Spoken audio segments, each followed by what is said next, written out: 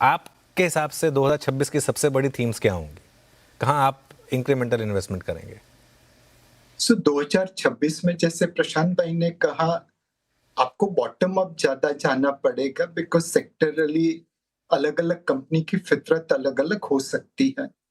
दूसरा थोड़ा रोटेशन पे भी ध्यान रखना पड़ेगा बिकॉज़ अगर रिटर्न मॉडरेट है और फ्रंट लोडेड हो गए, बैक लोडेड हो गए, तो आपको रोटेशन करना पड़ेगा।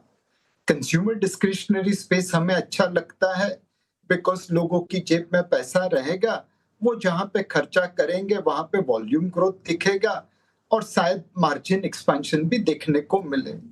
फाइनेंशियल सर्विसेज में भी अपॉर्चुनिटीज अच्छी लगती है बिकॉज़ क्रेडिट कंसर्न है नहीं और क्रेडिट ग्रोथ बढ़ने की गुंजाइश है। एक सेक्टर अनुज भाई जिसमें 1 साल का व्यू नहीं बन रहा है, शायद यहाँ से और भी अंडर परफॉर्म करे, बट हर अंडर परफॉर्मेंस उस सेक्टर में लेने का मौका देगी और 3 साल के व्यू से हमें लगता है कि वहां पे आउट परफॉर्मेंस मिल जाएगा। वह सेक्टर है केमिकल सेक्टर। भारतीय कंपनीज ने निवेश करके कैपेसिटी बना दी, फिर चाइनीज डंपिंग की वजह से उस कैपेसिटी का यूटिलाइजेशन नहीं कर पाए।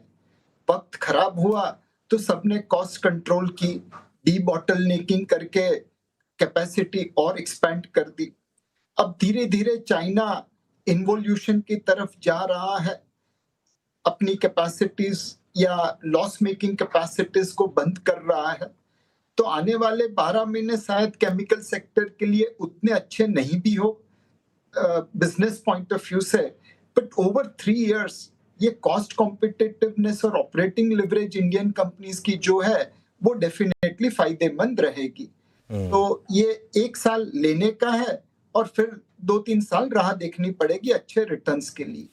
ओके, चलिए तो